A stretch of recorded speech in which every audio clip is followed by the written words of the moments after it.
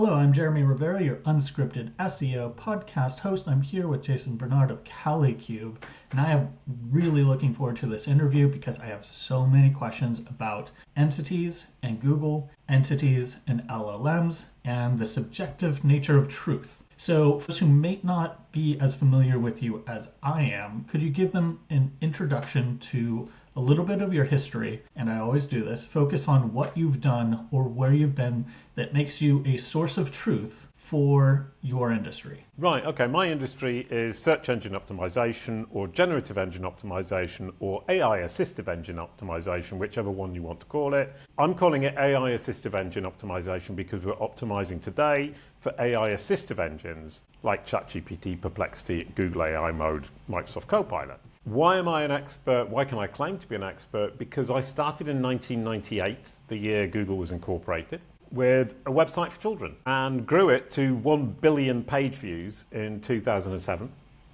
60 million children visited the website in the year 2007, a billion page views. We signed deals with huge companies like Tata in India and Samsung and Disney and ITV Studios. It was a huge success because of the success on the web. And we were competing with the BBC and PBS. And a lot of that was down to my ability to, let's say, manipulate Google, get to the top of the results for all the different keywords at the time, but also market my platform as a brand. So the brands were Up to 10, which was the company, and I was CEO and founder of Up to 10 Limited, and Buwa and Kuala, who were the characters that my wife and I created. And so it was a mixture of smart brand-focused marketing packaged for Google, and we got 1 billion page views in 2007. So from that perspective, up to 2007, I think, yeah, okay, this guy's obviously understood. Then 2012, I pivoted my career and realized that I could change the way that Google perceived my personal brand. It saw me as a cartoon blue dog, and I wanted it to see me as an entrepreneur and digital marketer. So I figured out how to change its perception. So instead of saying Jason Barnard's a cartoon blue dog, it said Jason Barnard is a respected entrepreneur and digital marketer. And now at KaliCube, I've built the company to offer that service to entrepreneurs around the world who want to make sure that Google and now AI are saying exactly what they want about them and make sure that Google and AI like ChatGPT, prioritize them above the competition within their niche. I love that intro, and it leads us on a couple of paths. First, I'll just say that since you came from 1998, I'm floating this concept out of let's forget the acronyms. The problem isn't like SEO is dead or or SEO is GEO. It's actually our label as experts. And you came about in the age where a person of your talents was known as a webmaster. So I'm going to try to bring webmaster back as an actual title because it's a much more fitting description of what it is that we're doing. We're integrating the available signals to whether that's through email, organic search, creating entities, connecting to other websites through our site and through our business to change how we're perceived and hopefully drive traffic based off of that perception.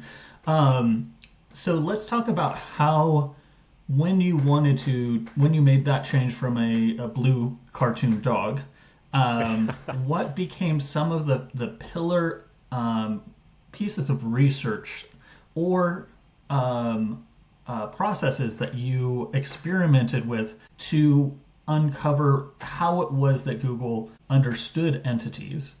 And obviously this was the time, that was around when Bill Slawski was doing a lot of research on, patents coming out from Google. So if you could give us some of your research pieces or your case studies that helped you formulate an actual process, and perhaps some of your understanding of how Google goes about creating entities. That's a lovely question. Well, I didn't have the pleasure of meeting Bill until 2018, and then we became very good friends.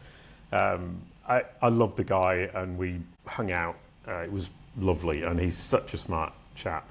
But back in 2012, it was very much about manipulating very simplistic algorithms with keywords and links. But the difference that I found was that it wasn't just my website, it was my entire digital footprint that I needed to manipulate. Because when you search for somebody's name or a company name, it fills the results even back in 2012, with Facebook, review sites, articles about you, your social media profiles. So whereas SEO would at that time have been focusing purely on the website, I was focusing on the digital footprint already.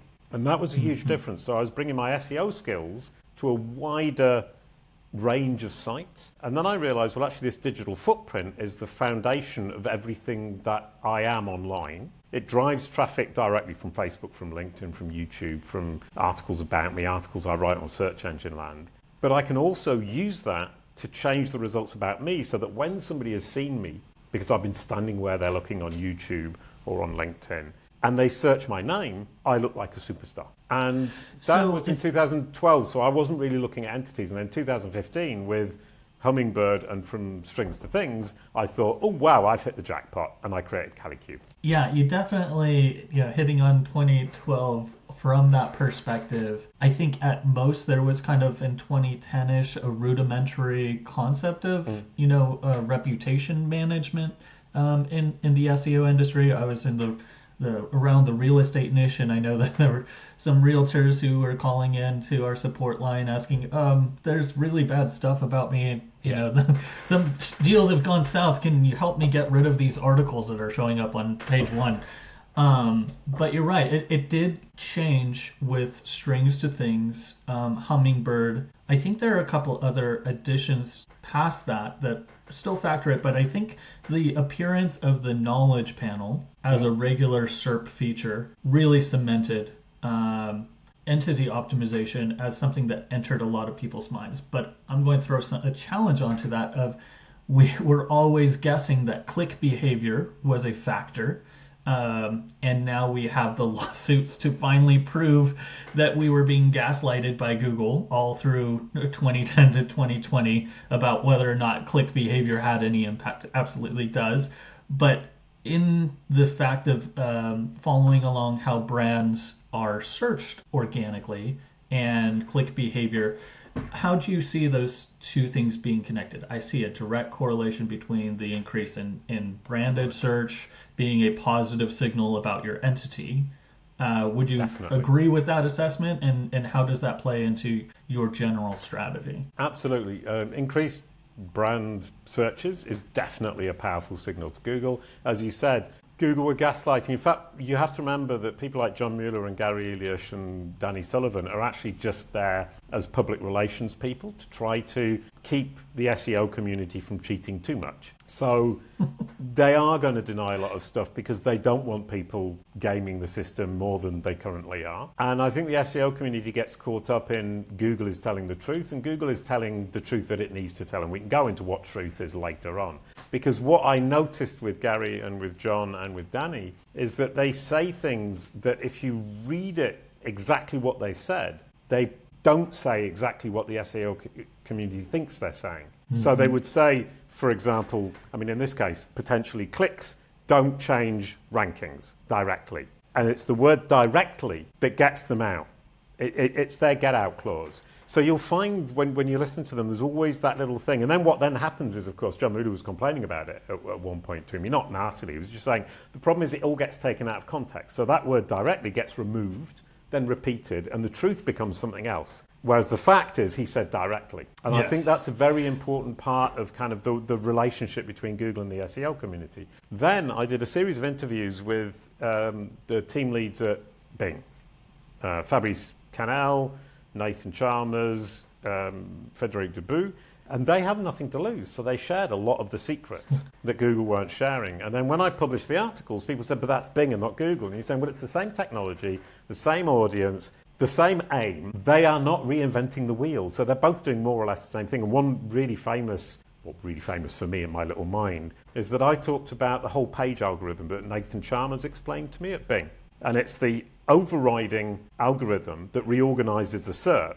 So even if you have a place on that SERP theoretically, according to the Darwinistic theory that you can read up on Search Engine Journal, the whole page algorithm is building what it believes to be the best result for the user, as opposed to the best result from the algorithms. And after 3 or 4 years later, Gary Eliash said, oh yeah, we've got that, and it's called the magic mixer. And At that point, you kind of say, well, okay, we I knew it and I was sharing it, but people didn't believe me. And it was only 4 years later when Gary Illish admitted it that all of a sudden the whole page algorithm that they call the magic mixer becomes a thing. And I think you've got to remember that they've got to protect what they've built. Bing don't. Sure. ChatGPT don't. The pretenders to the throne have got every interest to help us. That is true, and that really came to mind. I saw Fabrice present. I think it was either at PubCon or SEO Moz at a conference where he was introducing the new Promethean chain system that would allow their search results to connect to their chat. And I knew then that they were going to be the index of GPT. They were going to be the index of the unaligned non-Google AI systems, because it was transformative, certainly, as the first tip-off of that. Now, there are indications that maybe there's a backdoor, a secondary system where ChatGPT or others are able to access Google rankings in some way, or Google index in some way, whether that's just brute force crawling and they're building their own systems behind it. But certainly, Bing is interestingly back in the game. What is old is new, so we again have a bit more of a competitive playing field when it comes to the digital marketing field, with the entry of ChatGPT gathering so much focus. But it's, in my opinion, I think how LLMs process entities is as new within Google as it is within Bing.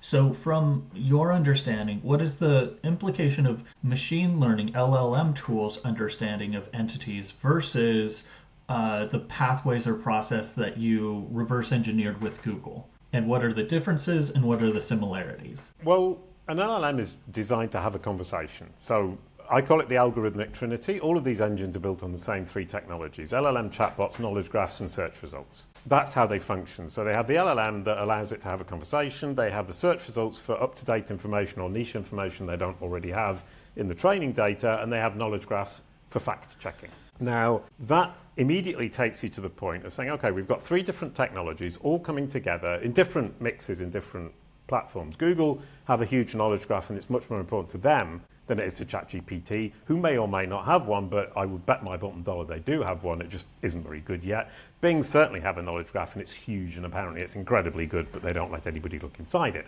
But the point is, whether it's an LLM chatbot training data, whether it's a knowledge graph, or whether it's search results, they all use the web as the data source. So at the end of the day, you're feeding all three of the algorithmic trinity from the same data source, which is the web. Which part of the web do you control? Your own digital footprint. We come back to CaliCube 2015 when I started, which I love. Okay. So you're saying, with these three technologies, the other two are feed out of the one trough. And since you can control the one trough, which is your personal data stream, then that's where your focus lies, because the other two are, you can't directly control them. They are secondary systems in and of themselves. That does make sense. It does. So what and are then, some of then the... you come to the point is, by controlling your digital footprint and your relationship to your competitors and your relationship to your audience. And that's what you need to look at, is my audience, me, my competitors. Who am I, and what is my relationship with my competitors and with my audience? And how can I communicate that to all three of the algorithmic trinity? And as you rightly say, the search results are going to be relatively reactive, a week maybe. A knowledge graph is going to take 3 months. An LLM training data is going to take you a year. That's the way it works today. And if you look at the world from that perspective, you're using the same data source to feed all three of the algorithmic trinity with different time lapses before the effect is felt. So when you're thinking about optimizing an entity for a client, is there a differentiation between what people consider to be social media sites versus forums versus directories versus news outlets? Is there a utility in distinction between those, or are they all kind of the same class for you? It actually depends on the industry. In the legal industry, the legal directories have huge power. So you have to look at which sources the algorithms trust, and that's dependent on the industry. Wikipedia apart, Wikidata apart, it's all industry dependent. So IMDb is very powerful for movies. Music Brains is very powerful for music. Spotify is very powerful for music and for podcasts, but not for business. Crunchbase is powerful for business. So you need to look at the relevancy of the platform to your industry. And you need to think niche. Now, what we found at KaliCube is that an incredibly powerful domain for a specific entity is not going to be the same even across an industry. And I can give you an example, is that I created my website and it now has huge power over one of our clients, Jonathan Cronstead, because I've integrated him into my peer group and I've made that relationship with my peer group on my website. And Google and ChatGPT and Perplexity all extract information about him from my website. And I don't know Jonathan Cronstead that well. We worked with him, he's a client of ours. But that relevancy and the authority that my website has on this specific person who comes from Kajabi and not directly from my industry is incredibly important. So you can't take it as read that a website you haven't heard of has no authority. I think that ties into a concept. I had a long discussion with Darth Na, Darth Autocrat, on Twitter in DMs about the potential of what signal was actually behind the scenes for the Medic update around 2019, where we had an ecosystem of sites where chiropractors were outranking Medline, mostly because they actually hired Gantt writers and super qualified journalistic writing, and they had 20,000 word essays on turmeric, whereas WebMD had a sentence. And overnight, we saw that flip across the industry, and we posited some theories, and he proposed that the concept of distance from seed as a portion of the trust rank factor, meaning that there are seed sites out there, and the distance from seed could have been that key relevant signal, or that authority signal that you could flip overnight and switch up. Basically solve the problem, because as good as Josh Axe might be as a chiropractor and have a team of writers, he's not getting a link from the Mayo Institute. WebMD is for their single sentence. Yeah. And so you have the disappearance of a 20,000 word well-researched article, fully cited, everything that they said, EEAT, written by an expert, but no, the site had a link from a more trusted, less distance from those seed sites. Do you see a reflection of that seed concept, or is that really the foundation of what you're saying is like industry? Like perhaps that's why we see industries niched and gathered, is because we have trust flowing from certain sites within an industry, which tend to then create the ecosystem. Yeah. I mean, we had data of where knowledge comes from in Google Knowledge Panels in particular. And there are 4 different sources. There are Google Knowledge verticals, like Google Maps. There is Wikipedia and other highly trusted sources. And then there's second generation, i.e. the ones one step away from that seed set. So what we managed to identify was the seed set, and then the one step away from the seed set. And what you ended up with, and this must have been 2021 or 2020 when we started seeing it, was a lot of resources that just don't make sense, that you simply wouldn't trust by looking at it. And that was the time when Google said, okay, the knowledge graph has got its seed sources, and we've stuck to it religiously for the last, whatever it is, 6-7 years. Now we're going to let it go. And it started pulling up different sites, and that's when my site became the authority for the TV series me and my wife made. Up until that point, my website didn't have any authority on that. It was Wikipedia, Wikidata, IMDb, and Fandom. And then all of a sudden, the knowledge panel started to contain, for all the characters we created, started to cite my website. And information I fed from my website, for example, they are cartoon characters, or they started off as fictional characters and I moved them to cartoon characters. And my website was demonstrably the motor behind that. And that happened around 2020. I think it was 2020. I can't actually remember the exact date. And that was it moving away from the seed set, where my website, even though it's not got a high domain authority, it has a very high entity authority for very specific entities that are related to me.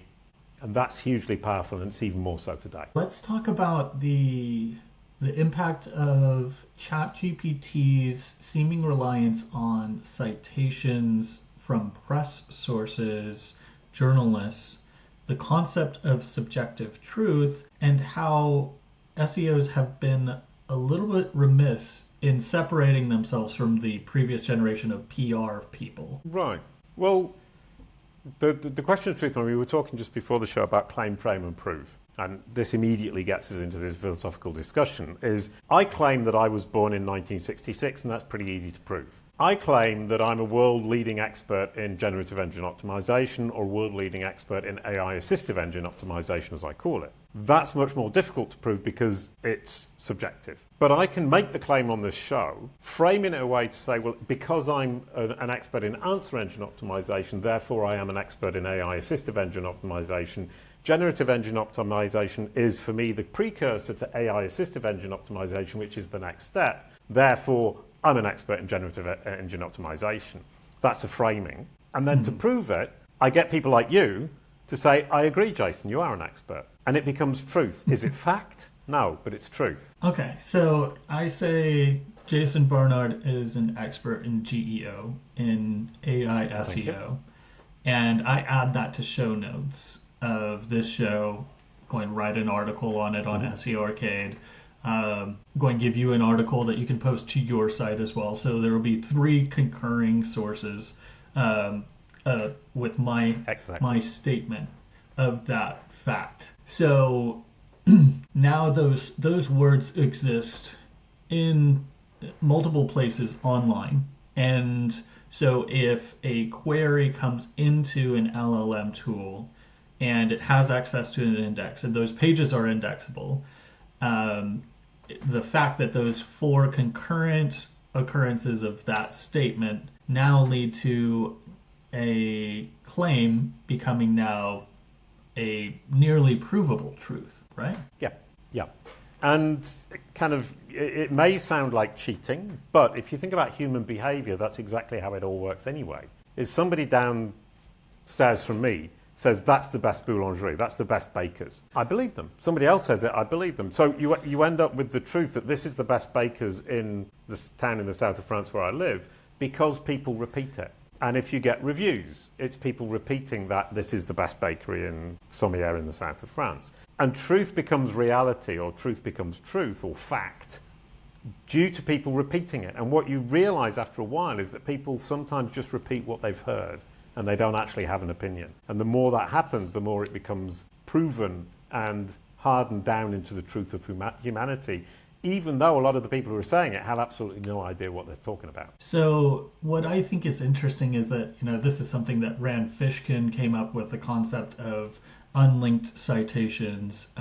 2013, 2011-ish even, going back there of like, hey, there's value in the mentions. And I don't, yes, I think at that time it was true, there was value in the mentions, but because we lived in a Google-centric economy, the fact that links were 10 times weightier or 10 times more effective at providing that same signal, most SEOs would either poo-poo or just outright ignore the concept of, okay, well, if I get their name mentioned, their brand mentioned, this fact is somewhere, unless your client came to you and said, hey, I need to be, I can't get a Wikipedia page. And then you have to jump through the hoop of, oh, well, you don't have any actually journalistic mentions of your business confirming these facts. I was given that challenge in like 2015 of like, hey, our Wikipedia page can't get passed. And they're like, okay, well, you have interviews with your CEO, but you never actually said anything about your business. You never said how many people were there. You never said when you were founded. You never said that, and the interviewer never confirmed any of those facts. So we can't use that interview. So I just find it fascinating that some of these concepts have existed, but now we're not in the golden age of Google dominant SEO focus. And it's opening up the playing field, right, which then reveals the fact that it's been this way all along. Yeah. Well, there's a couple of things I would say there. Number one is whoever 10 years ago was saying, I don't care about mentions, should be kicking themselves today. Because in this claim, frame, prove system, I see a lot of people talking about answer engine optimization.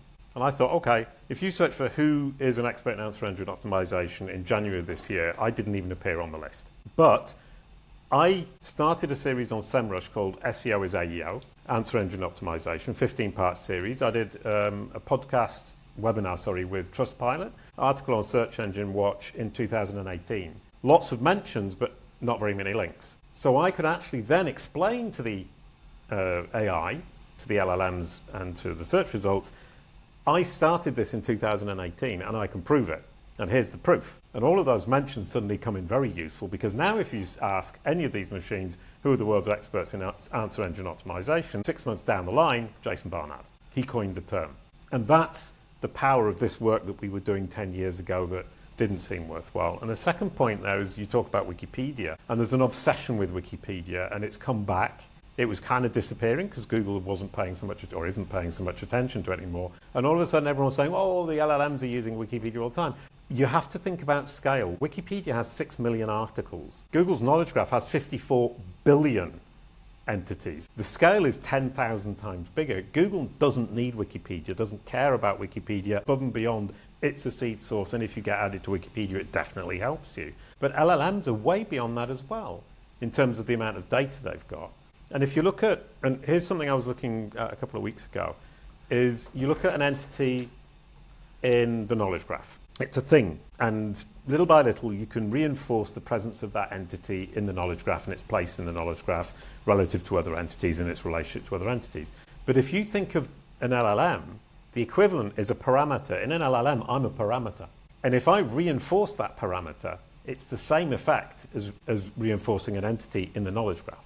And I can reinforce my place within the LLM relative to other parameters around me, such as skill sets, other people, other companies. So you can actually look at both an LLM and a knowledge graph in a very similar way if you accept that a parameter and an entity are essentially the same thing. Does that mean that potentially, a marketing team faced with the challenge of a disruptive technology is almost looking at an adjustment to the knowledge graph understanding of that old technology and the relationship to that new technology?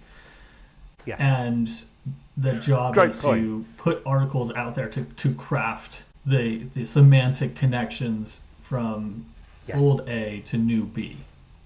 Yeah, and that's a really well put, if I may say so, Jeremy, because it doesn't know what it doesn't know. And like with the knowledge graph, it can't understand something if you don't relate it to something it already understands. Now, in the knowledge graph, it's a question of understanding. With an LLM, it's a question of having that parameter to hook the new parameter onto. If the other parameter, if there are no parameters to hook onto, it can't include it in any meaningful way in its data set. It won't be accessible. So for a knowledge graph and an LLM, I would build the same way. As you say, well, this is the old world, this is the new world, and this is how they connect. And this is why we are important in that connection, and then you become part of that connection. I think that's a transformative way to view the transitional effect of this new technology. Because I've been kind of seeking a newer framework to approach my SEO work with taking on the webmaster idea of like, okay, if I'm looking at these connections, looking at my role, and I'm not narrowly focused anymore, the golden age of Google is gone. You need to look broader than that. I think that it's a very useful mindset to consider that the L in LLMs is learning, and you can influence that learning process. Yeah. Do you With, do you with, with an think? LLM, sorry, go ahead. No, let's go down that because I have a little bit of a tangent and a challenge from another expert that I'd like your take on. Go ahead. No. I mean, the thing is, I agree. It's that we're feeding these machines, whether it's the LLM, the knowledge graph, or the search results, we're feeding them through the web index. And that web index is being sucked up by Google, Bing, ChatGPT, sometimes in real time, and the Common Crawl. And Perplexity have theirs as well. So you're feeding all of these machines, whichever one it is, with exactly the same data source. And if you can organize your data source to be logical, because machines are logical, to be meaningful and to be valuable, and make sure that you're connecting out to the proof that what you're saying is true, or at least supported by people and companies and entities within your industry, then you're onto a winning mindset at least. So I'm not sure if you've followed a lot of what Mike King has recently been putting out, or any of his recent talks, but he talks about the concept of query fan out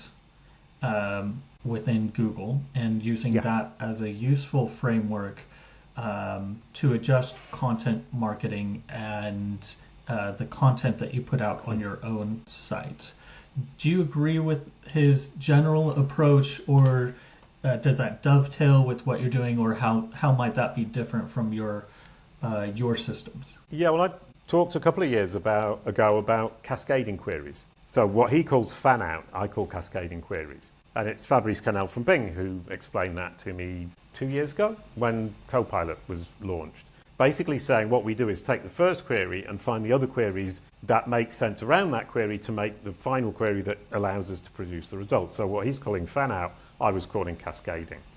And it makes total sense. And I wrote an article on Search Engine Land a few months ago about micro AEO, micro answer engine optimization, with the idea that if you can optimize for each of those cascading queries and you can become the answer for multiple ones, you will be included in the LLM output in AI mode or Copilot, if that makes sense. So one interesting side note is that a chunk of the first sites hit by the HCU update were very notably sites that very specifically reverse engineered what were the people also ask entries for a particular niche. I think it was like a cart. I think it was Naruto, and they reverse engineered and they took all of the answers from that were populating there and created their own site that had their own similar but not very different answers to the same thing. But that programmatic approach got slapped by HCU. Do you think that was just a side impact of what HCU and the language learning model behind that system was trying to do? Or is it indicative of a problem that you might run into if your primary content creation system is based exclusively or primarily off of reverse engineering? People also ask for the structure or semantic content that you create for your site. Yeah, well, I mean, I would argue that reverse engineering Google is a futile task. I mean, it's something you'll chase the rest of your life and you'll lose. I would say build your brand, build a decent marketing strategy, stand where your audience is looking, offer them the right solution in the right format, the right place, invite them down the funnel on LinkedIn, on YouTube, wherever it might be, and package that so the machines can understand it. And it's not just Google, it's Perplexity, it's Microsoft, it's ChatGPT. So at KaliCube, we have the KaliCube process, which is the digital marketing strategy, brand-focused digital marketing strategy, stand where your audience is looking, offer them the right solution in the right format, at the right time, where they are looking, package it so the machines can understand it, and the machines will simply replicate what they see.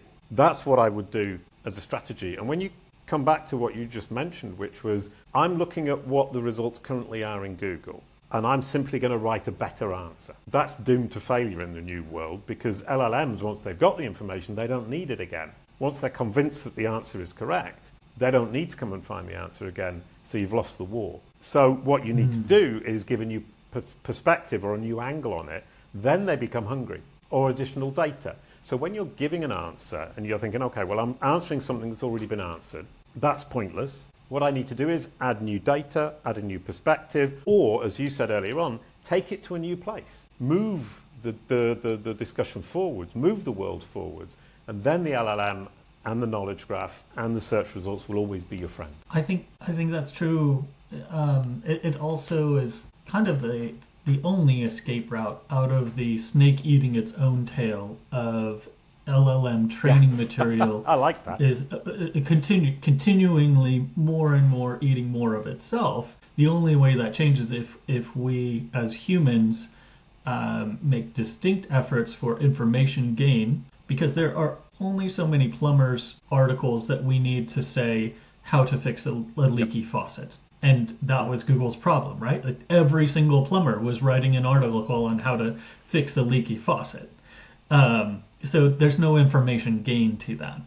But a conversation with a podcast, an interview with a 30-year plumbing expert, that conversation is definitely going to have some information gain, a unique insight, some different ways of looking at how plumbing is attached to other functions in the house or is connected to the value of the home, those aspects and connections, like that human connection, that's information gain.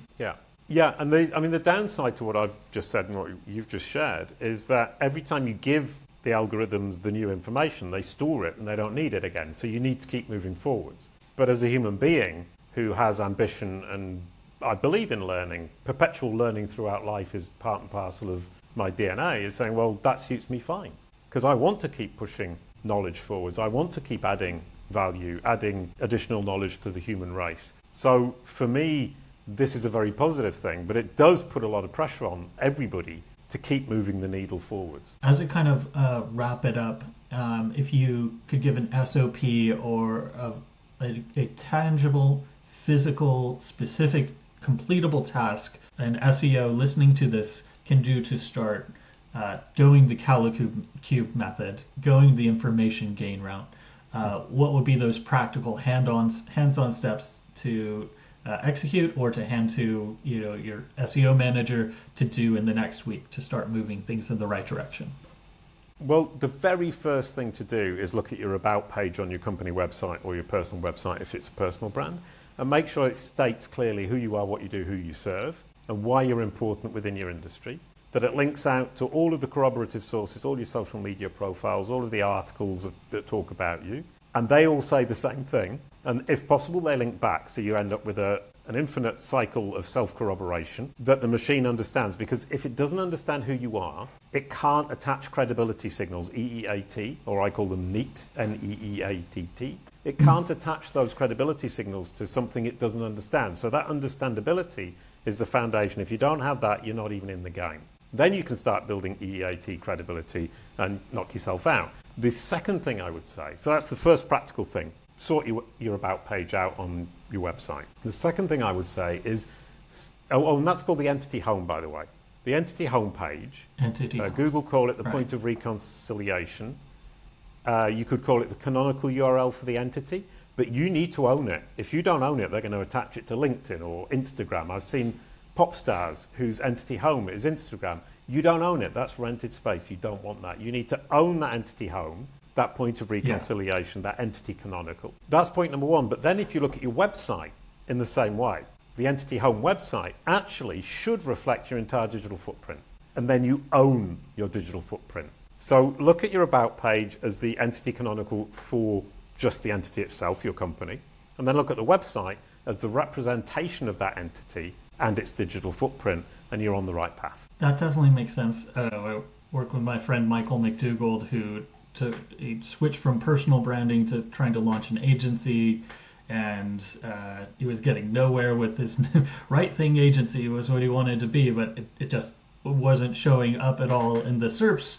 Okay, you don't have an about page. Let's fix that. So I'm glad to hear echo of that basic advice. Well, maybe if you want Google to know about you, you should tell it about you. And that happened with another brand I worked with, Save Fry Oil, it just kept showing methods of how to save fry oil. And like, we need links, you need entity mentions, you need, be in directories.